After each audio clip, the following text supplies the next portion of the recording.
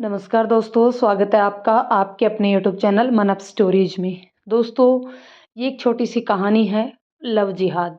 तो चलिए दोस्तों, कहानी को शुरू करते हैं। आज विशाल का फ़ोन आया था। वह उससे कुछ ज़रूरी बात करने की बात कर रहा था। वह क्या ज़रूरी बात थी, यह उसने नहीं बताई थी। इसी कारण सोनल थोड़ी-सी परेशान सी थी।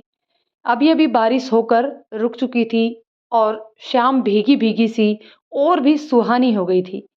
रोड के दोनों तरफ खड़े वृक्षों से अभी थोड़ी-थोड़ी पानी की बूंदें टपक रही थी। सोनल सुभाष पार्क की तरफ तेजी से बढ़ी जा रही थी। सोनल बीए फाइनल की छात्रा थी, जो हमेशा अच्छे अंक लेकर पास होती रही। उसके पापा एक ऑफिस में अकाउंटेंट थे। सोनल का एक छोटा भाई था और वह क्लास 12th का स्टूडेंट था। कॉलेज में पढ़ाई के दौरान ही विशाल से उसकी मुलाकात कॉलेज के सामने चलने वाले रेस्टोरेंट में हुई थी।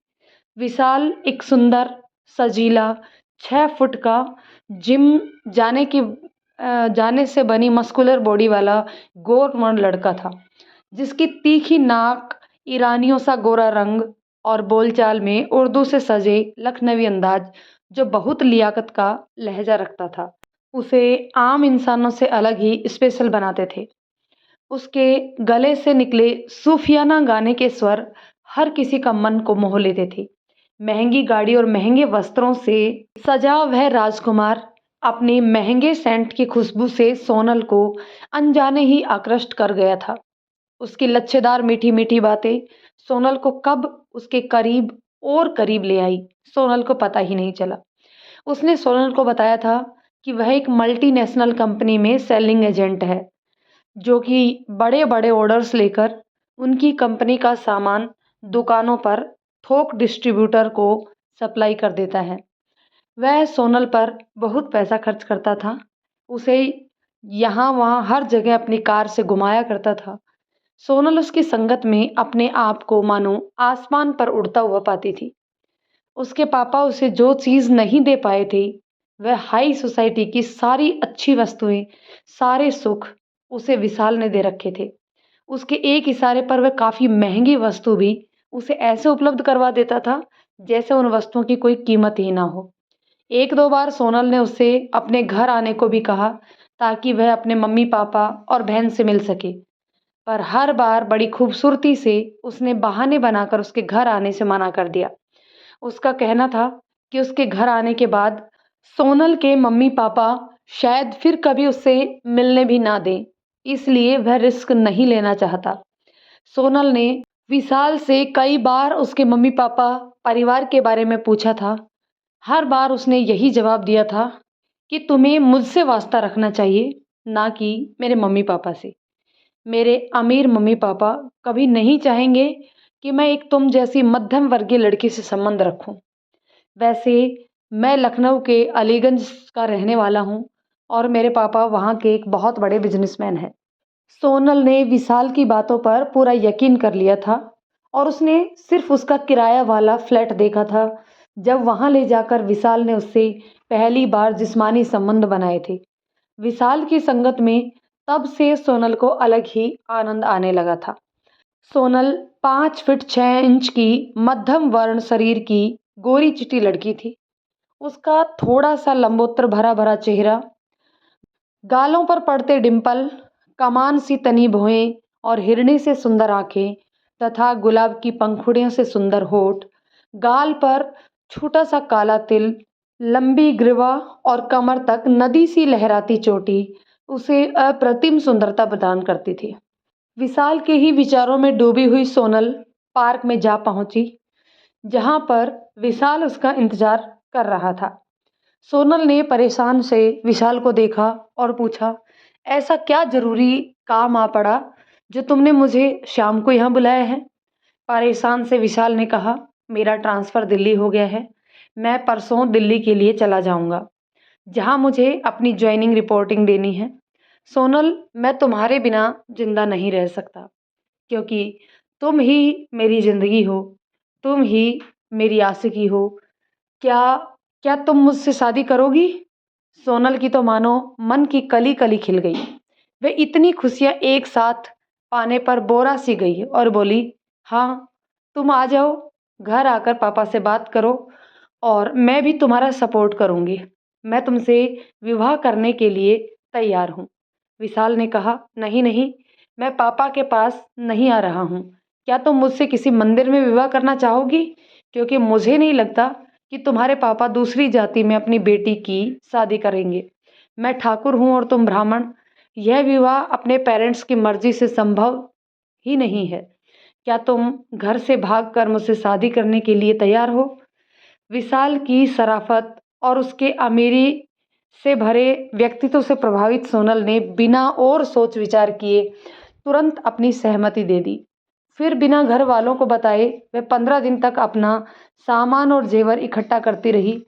घर में उसने कुछ कैश भी चोरी से ले लिया था। उन दोनों ने 15 दिन बाद घर से भागकर चुपचाप भोपाल के आर्य समाज मंदिर में जाकर विधि विधान से विवाह कर लिया, जिसके नियमानुसार विवाह के सबूत के तौर पर फोटोग्राफी भी हुई और लिखा पढ़ी भी हुई। आर्य समाज के रजिस्टर में विशाल ने अपना पता लखनऊ का लिखवाया, जिसमें पिता का नाम श्री जवाहर जी लिखवाया, और सोनल ने अपने घर का पता वही लिखवाया जो उसका वास्तविक पता था।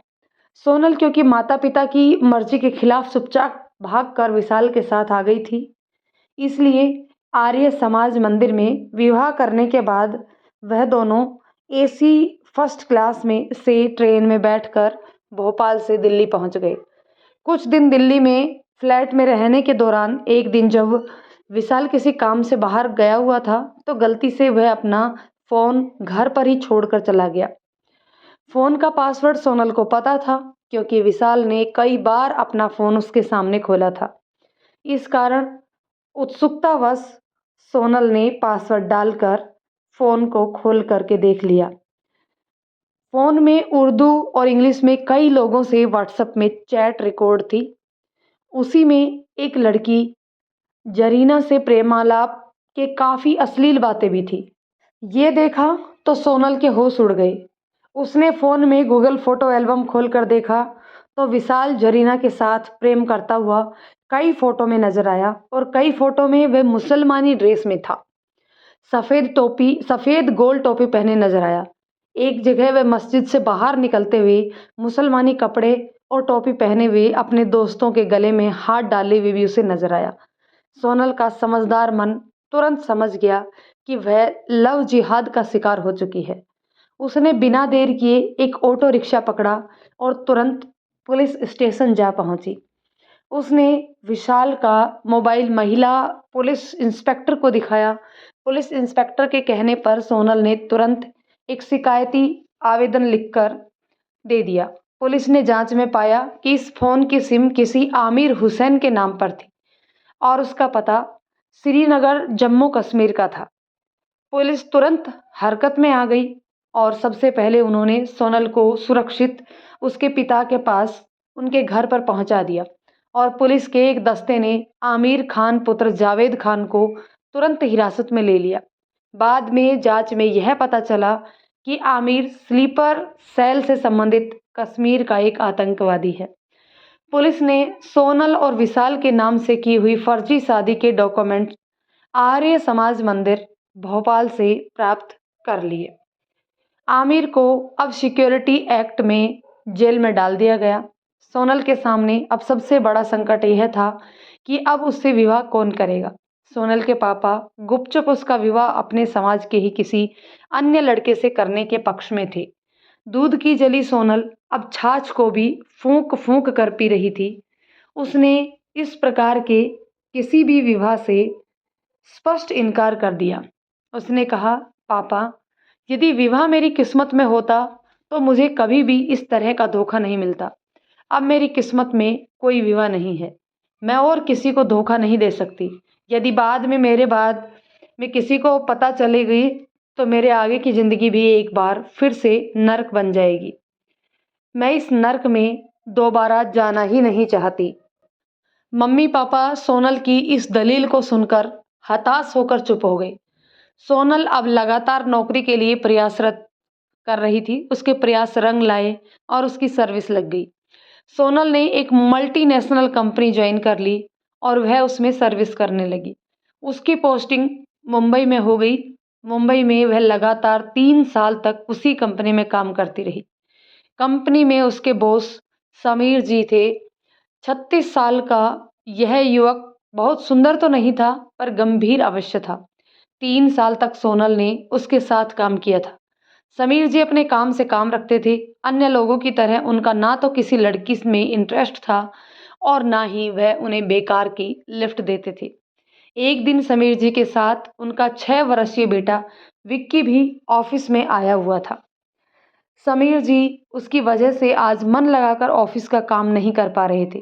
परेशान होकर समीर जी ने सोनल को अपने चैम्बर में बुलाया और उससे कहा, सोनल प्लीज कुछ समय के लिए आप विक्की को साथ रख लो। मुझे कुछ बहुत ज़रूरी पेपर्स तैयार करने हैं। आप विक्की को लेकर कैंटीन में भी जा सकती हो या फिर बाहर भी।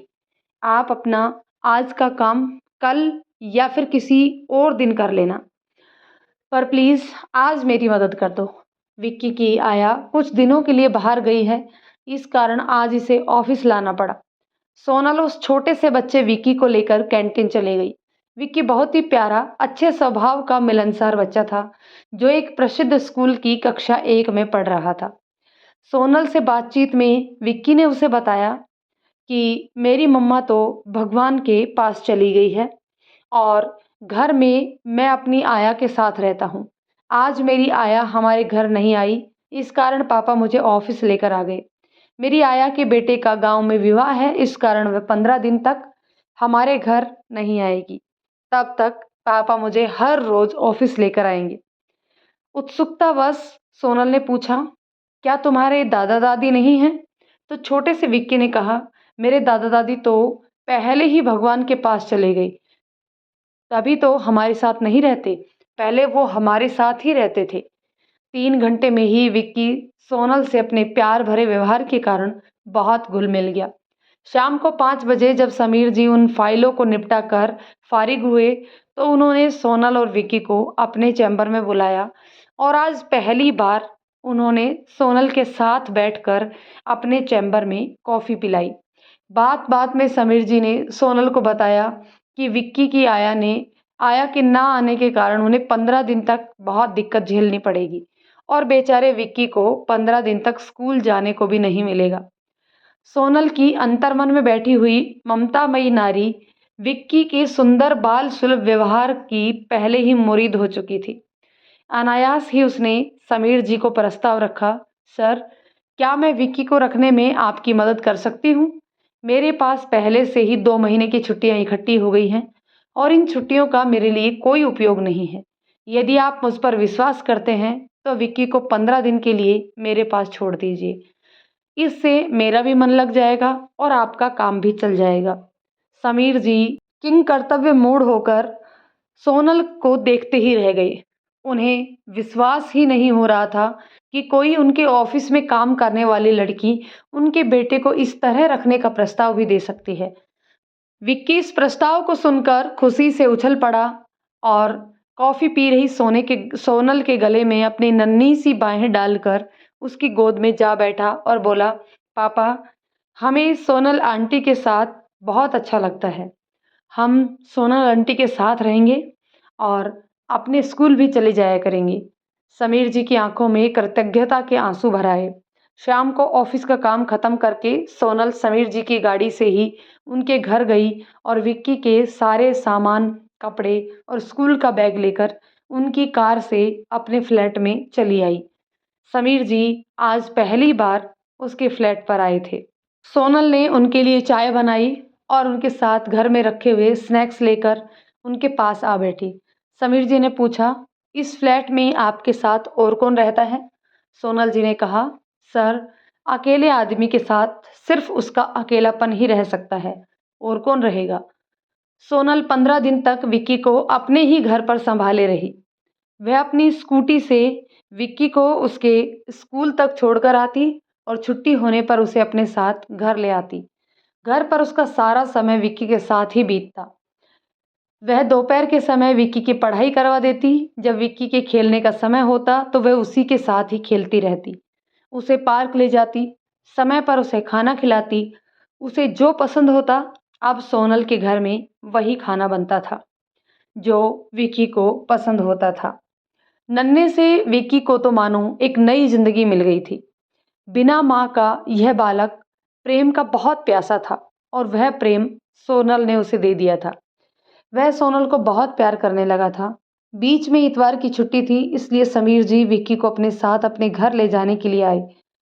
विक्की कार में तो जा बैठा, पर कार में बैठते ही वह रोने लगा और बोला, सोनल आंटी, आपको भी मेरे साथ चलना पड़ेगा।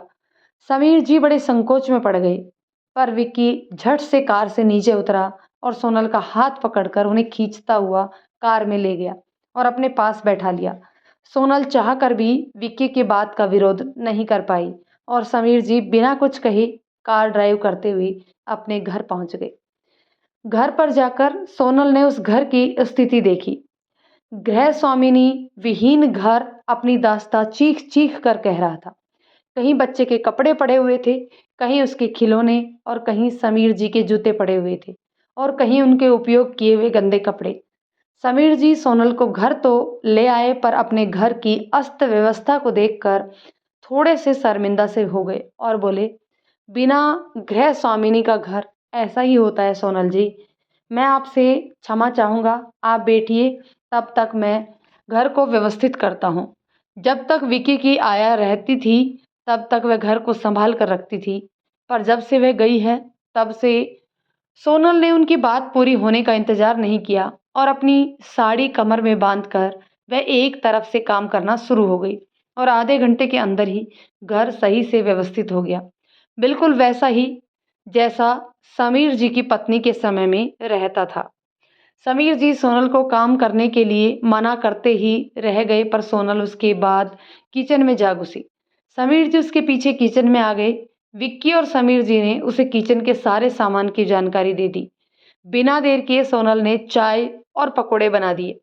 विक्की आज बिस्किट नहीं खा रहा था, उसे पकोड़े बहुत अच्छे लग रहे थे और समीर जी तो ऐसे हो गए थे जैसे उनके मुंह में जुबान ही ना हो। सोनल का व्यवहार अनजाने में ही ऐसा हो गया था जैसे वह इस घर की मालकिन हो और समीर जी मेहमान। उसने जिद करके समीर जी को ढेर सारी पकौड़ी खिलाई और उनकी चाय खत्म होने के बाद उनके प्याले में और चाय डाल दी। समीर जी सोनल का यह रूप देखकर अचंभित रह गए। दोपहर का खाना सोनल ने ही बनाया। आज का खाना खाकर समीर जी को अपने परिवार के वो दिन याद आ गए जब उनकी पत्नी उनके साथ थी। खाना खाते समीर जी की निगाहें दीवार पर टंगी हुई अपनी पत्नी की तस्वीर पर जा पहुंची और उनकी आंखों में आंसू भर आए। खाना खाने के बाद विक्की ने पापा से उन्हें बाहर घुमाने की जिद पकड़ ली और समीर जी सोनल के चेहरे की तरफ देखने लगे। सोनल ने कहा, अगर विक्की कह रहा है तो हमको चलना ही पड़ेगा, चलिए कहीं ले चलते हैं। विक्की बोला, पापा आज हम उसी जगह पिकनिक पर चलेंगे जहाँ पर आप मुझे और मम्मा को ले जाया करते थे, उसी जंगल में झरने के पास ले चलिए ना प्लीज। समीर जी ने एक बार फिर सोनल की तरफ देखा। सोनल ने उन्हें आंखों से इशारा करके कहा, जहाँ विक्की चाहता है हम वहीं चलेंगे, आप गाड़ी ले चलिए सर। लगभग 1 घंटे की ड्राइव के बाद वो लोग पानी घाट के उस पिकनिक स्पॉट पर जा पहुंचे। वहां पहुंचकर विक्की उन दोनों को उसी जगह ले गया जहां पर अक्सर समीर जी, उनकी पत्नी नीरजा और विक्की आकर बैठते थे। थोड़ी देर खेलने के बाद विक्की बोला, पापा आज आप हमें वही गाना सुनाइए जो आप मम्मी को सुनाते थे। हमें तुमसे प्यार कितना ये हम नहीं जानते, मगर जी नहीं सकते तुम्हारे बिना। समीर जी विक्की की जिद करने पर उसे डांटने लगी। सोनल ने कहा, सर विक्की कह रहा है तो आप गाना सुना दीजिए ना। और संकोचाए हुए समीर जी ने वह गाना पूरी तन्मयता से सुना दिया। मंत्रमुग्ध सी सोनल उनके चेहरे की तरफ ही देखती रही। उसे विश्वास ही नहीं हो रहा था कि ऑफिस का वह रूखे से व्यक्तित्व वाला उसका बॉस मन से और अंदर से इतना कोमल भी हो सकता है। समीर जी के गले में गजब की मिठास थी। विक्की इस गाने के दौरान सोनल की पीठ पर पीछे से आकर उसके गले में हाथ डालकर उसकी पीठ पर वैसे ही झूल गया जैसे वो अपनी माँ के पीठ पर झूल जाया करता था। सोनल के हाथ अनजाने में ही उसकी पीठ पर वैसे ही थपकी देते रहे जैसे विक्की की माँ उसकी पीठ पर दिया करती थी। सोनल ने कहा, सर आप बहुत अच्छा गाते हैं, एक गाना और सुना दीजिए ना प्लीज। विक्की बोला, नहीं, अकेले पापा नहीं गाएंगे, आप भी उसी तरह पापा के साथ गाना गाइए जैसे मेरी माँ पापा के साथ गाती थी। पापा, आप वही वाला गाना गाइए ना जो आप मम्मा के साथ गाते थे। एक प्यार का नगमा है, मौजों की रवानी है, जिंदगी और कुछ भी नहीं, तेरी मेरी कहानी है। समीर जी की आंखों में अपनी पत्नी को याद करके आंखें नम हो गई। सोनल ने कहा, सर अगर विक्की यही गाना सुनना चाहता है तो आप गाइए, मैं इस गाने में आपका साथ दूंगी। अब शुरू तो कीजिए। एक बार गाना विक्की ने शुरू किया, समीर जी उसके स्वर में स्वर मिलाए और गाने का वह हिस्सा जो गायिका की आवाज में था उसे सोनल ने समीर जी के साथ मिलकर गाया। इस गाने को गाते गाते समीर जी बहुत भावुक हो गए। पिकनिक समाप्त होते होते शाम ढल कर रात होने लगी थी। उन लोगों ने अपना सामान समेटा, वह वापस घर की तरफ चल पड़े। विक्की ने सोनल की तरफ देखकर जिद करके कहा, आंटी, मेरी मम्मी बहुत अच्छे वाले पास्ता और हलवा बनाती थी, आप भी मुझे हलवा पास्ता बनाकर खिलाइए ना। समीर जी ने कहा, नहीं बेटे, अब रात होने वाली है, आंटी को अपने घर जाने दो। कल जब आप आंटी के घर जाओगे तो वहीं आंटी से कह के पास्ता हलवा बनाकर खा लेना। विक्की ने बोला, पापा, आपको याद है ना, आखिरी बार मम्मी के साथ जब हम पिकनिक से वापस आए थे तब मम्मी ने वो पास्ता और हलवा बनाकर ही खिलाया था। मुझे तो आज भी पास्ता हलवा ही खाना है। आंटी जी प्लीज़ बना दो ना। सोनल सारे संकोच भूलकर चुपचाप किचन में चली गई। विक्की का एक एक वाक्य तो मानो सोनल के लिए ईश्वर के आदेश की तरह था। उसने झटपट बहुत अच्छा हलवा बनाया और पास्ता बनाकर डाइनिंग टेबल पर ले आई। विक्की बोला, आज आप मुझे वैसे ही कहानी सुनाते हुए खाना खिलाइए जैसे मेरी माँ मुझे खिलाती थी। यंत्र चालित सी सोनल विक्की के पास की डाइनिंग टेबल की चेयर पर जा बैठी और उसे कहानी सुनाते हुए प्यार से खाना खिलाने लगी। समीर जी चित्रलिखित से बैठे सोनल के चेहरे की तरफ ही देख रहे थे। आज शायद पहली बार उन्होंने सोनल को अच्छी तरीके से देखा था। सोनल की सुंदरता और उसका स्नेहपूर्ण व्यवहार समीर जी को मंत्रमुग्ध कर रहा था। बरबस ही उन्होंने सोनल के चेहरे से नजर हटा ली और अपनी पत्नी की तस्वीर की तरफ देखने लगे। विक्की को खाना खिला लेने के बाद सोनल और समीर जी ने भी अपना खाना खत्म किया। उसके बाद समीर जी सोनल को उनके घर छोड़ने के लिए जाने लगे। विक्की भी उनके साथ ही गाड़ी में बैठ गया। थोड़ी दूर जाने के बाद विक्की रोने लग गया और बोला, सोनल आंटी, आप वापस मेरे घर चलो, मुझे अपनी मम्मी के बिस्तर में सोना है, मुझे मेरी मम्मी की याद आ रही है। आज आप घर नहीं जाओ, मेरे घर ही चलो प्लीज़। रोते हुए भोले से बच्चे विक्की की इस अजीब सी प्रार्थना भरी फरमाइश पर समीर जी गुस्से से उबल पड़े। पर शांत स्वर में सोनल ने कहा, सर अगर विक्की इस बात की जिद कर रहा है तो आप गाड़ी वापस मोड़ लीजिए और मैं आपसे विनती करती हूँ कि वापस अपने घर चले चलिए। मैं विक्की के कोई भी बात टालना नहीं चाहती। पर सोनल जी, आप जानती हैं कि आप क्या कह रही हैं? लोग क्या कहेंगे? सर, मुझे लोगों की परवाह नहीं है। अगर विक्की यही चाहता है तो यही होगा। आप चिंता नहीं करें, चलिए वापस घर चलिए। विक्की खुशी से भरकर सोनल के हृदय से चिपक गया और सोनल ने भी उसे छाती से लगाकर अपनी आंखें बंद कर ली। समीर जी ने कार वापस मोड़ी और अपने घर की तरफ चल पड़े। घर आकर सोनल के सामने कपड़े बदलने की समस्या थी। विक्की दौड़ कर गया और अपनी मम्मी की अलमारी से उनका नाइट गाउन निकाल कर ले आया और बोला, आंटी, आप मेरी मम्मी का यह गाउन पहन लीजिए और मुझे अपने बिस्तर पर सुला दीजिए। अपनी पत्नी का नाइट गाउन पहने हुए सोनल एक पल को तो समीर को भी उनकी पत्नी नीरजा ही नजर आई और उनकी आंखों में नीरजा और सोनल की छवि एक दूसरे में गड़बड़ होने लगी। समीर जी संकोचवश डाइनिंग रूम में जाकर सोफे पर सो गए और सोनल ने बिस्तर पर लेटकर विक्की को गले में से लगाकर लोरी सुनाकर सुला दिया। विक्की को सुलाकर सोनल बाहर आई और बोली, सर, आप विक्की के साथ सो जाइए, मैं बाहर डाइनिंग रूम में सो जाऊंगी। समीर जी बहुत संकोच में थे। वह बोले, आप विक्की के साथ बिस्तर पर सो जाइए, मैं बाहर ही ठीक हूँ। पर सोनल ने कहा, मैं जैसे कह रही हूँ वैसे कीजिए सर, आप विक्की के साथ सो जाइए और मैं ये पास का जो छोटा कमरा है उसमें जाकर सो जाऊंगी। आप विश्वास रखें कि मैं अपना दरवाज़ा अंदर से बंद कर लूंगी। समीर जी के चेहरे पर वेदना भरी मुस्कान चली आई। समीर जी के मन में यादों का और आज की अप्रत्याशित घटना का एक बवंडर सा मच रहा था, जिसमें उनकी पत्नी की यादों के साथ सोनल की भी एंट्री होती जा रही थी। सोनल का निश्छल और विक्की के प्रति पूर्ण समर्पण सहित प्रेम का व्यवहार उन्हें बहुत ज़्यादा भा रहा था। इसी तरह विचारों में डूबे हुए समीर जी को गहरी नींद आ गई। रात को इसी व्यवस्था से दोनों ने नींद पूरी की और सुबह विक्की फिर से सोनल आंटी के साथ उनके घर चला गया। अब हर रोज शाम को समीर जी सोनल के घर चले आते थे। सोनल विक्की के रंग में कुछ इस तरह रंग गई थी कि उसे ऐसा लगने लगा था जैसे विक्की नीरजा का नहीं, उसी का बेटा हो।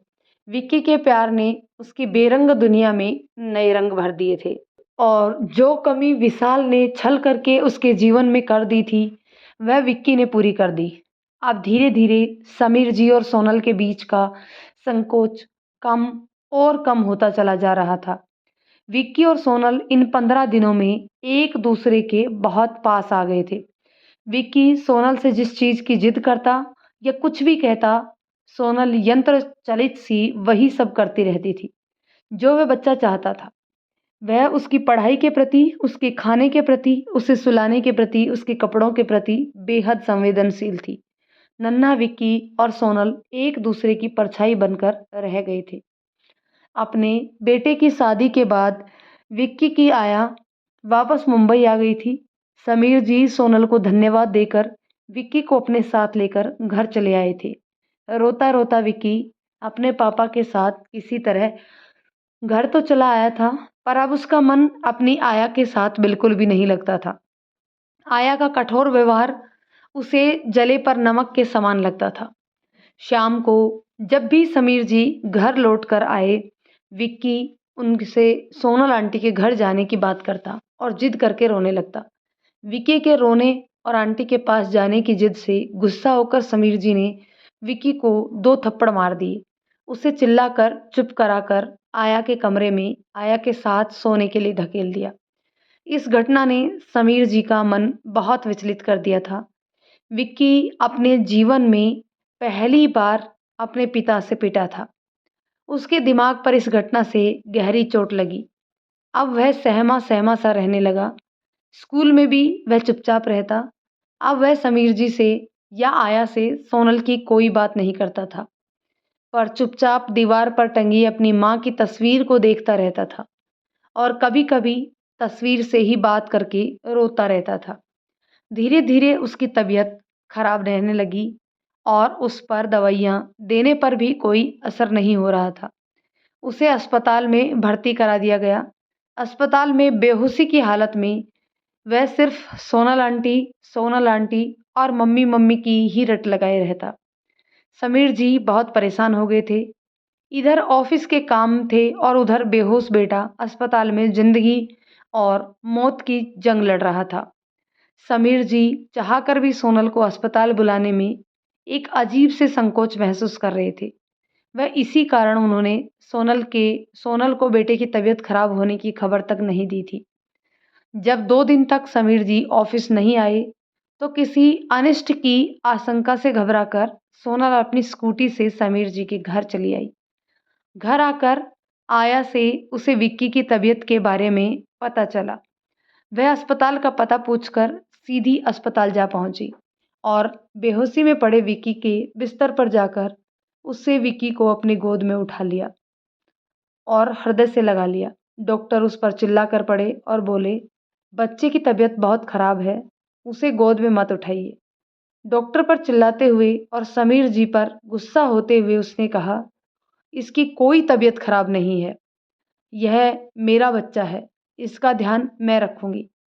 सोनल का जादू स्पर्श पाकर विक्की ने आंखें खोली और अपनी कमजोर हथेलियां सोनल के गले में डालकर रोते हुए बोला, मुझे छोड़कर क्यों चली गई थी आंटी? पापा ने मुझे मारा। पापा मुझे आपके पास भी नहीं आने देते। मुझे छोड़कर मत जाना आंटी, मैं आपके बिना नहीं रह पाऊंगा। रोते हुए सोनल बोली, नहीं बेटा, आज के बाद मैं तुम्हें छोड़कर कहीं नहीं जाऊंगी, चाहे इसके लिए मुझे कितने ही इल्जाम क्यों ना सहने पड़े। मैं अब हमेशा तुम्हारे पास ही रहूंगी। इस घटना ने समीर जी को बहुत कुछ सोचने को मजबूर कर दिया था।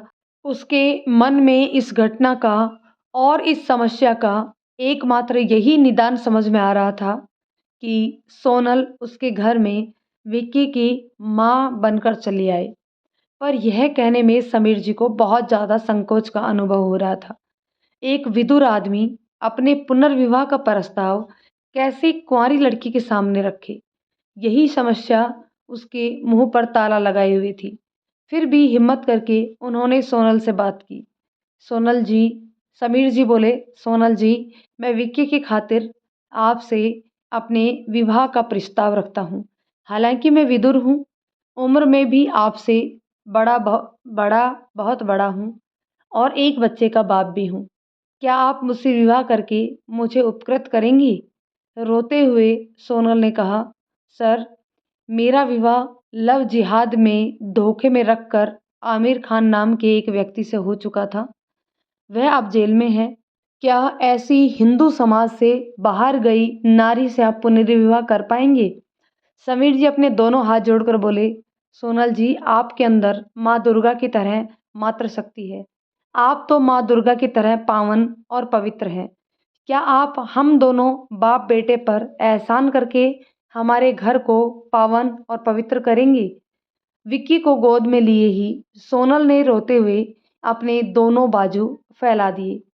समीर जी अपनी आंखें बंद करके सोनल की बाहों में वैसे ही समा गए जैसे अपनी पत्नी नीरजा की बाहों में पहली बार समा गए थे। तो दोस्तों, कहानी यही ख़त्म होती है। कहानी कैसी लगी कमेंट करके ज़रूर बताइएगा। यदि कहानी पसंद आई तो इसे लाइक शेयर करें और यदि चैनल पर नए हैं तो प्लीज़ चैनल को सब्सक्राइब ज़रूर कर लें। धन्यवाद दोस्तों।